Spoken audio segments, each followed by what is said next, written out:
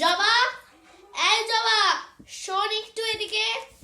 কি হয়েছে গিন্নিমা, কি বলছেন? শোন, এই তোর ঝড় দাদাবাবুর জন্যই তো এই আনন্দের পূজা হচ্ছে, তাই এই সিঁদুরের কৌটা তো তোকে রাখতে দিলাম, তুই ভালো করে রাখিস আর ঝড় দাদাবাবুর ঘরে যেয়ে দিয়ে আসবি। ধর, ঠিক আছে শক্ত গিন্নিমা। করে কিন্তু ধরে রাখবি। হ্যাঁ ঠিক ঠিক আছে। আছে, যা। আরে মা, সিঁদুরের কৌটাটা কোথায়? মা, মা।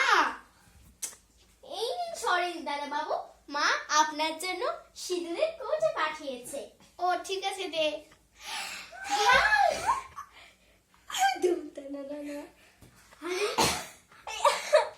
কি করলেন আপনি এটা সরে দাদা বাবু?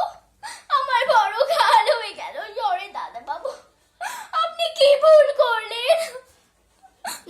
মা, আরে জবার কান্না শোনা যাচ্ছে আর ছেলেটা ডাকছে কেন? যাই তো দেখি।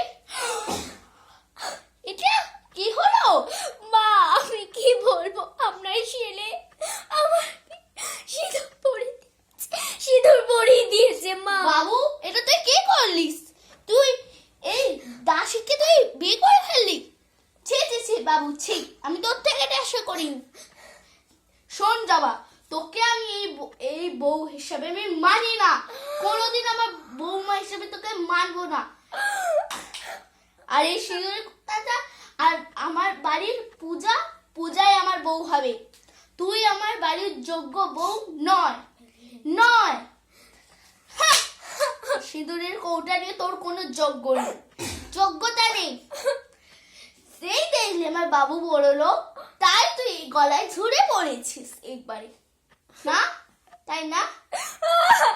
মা একদম মা বলে আমাকে ডাকবি না, আমি এই বউ হিসাবে মানি না এবং মানবো না। জবা, জবা, তুমি আমার স্ত্রী, তাই আমি তোমাকে স্ত্রী বলে মানব। তুমি কাঁদো না। মা, মা, মা। কি হলো? কি হয়েছে?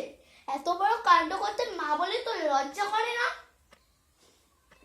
আমাকে মা বলে ডাকবি না। তোর পূজা, তোর বউ, পূজারই তুই যোগ্য হবি, এর যোগ্য তোকে হতে হবে না। এই মেয়ে, তুই এখনো জানিয়েছিস? যা এখান থেকে, বেরিয়ে যা বাড়ি থেকে আমার। আমি পূজাকে এক্ষুনি ফোন করছি। তোর এইসব কাণ্ড না আমি ঘটাতে চাই না, আমি পূজাকে এক্ষুনি ফোন করছি। আর সহ্য করা যাচ্ছে না, এবার আমাকে পূজাকে নিশ্চয়ই ফোন করতে হবে।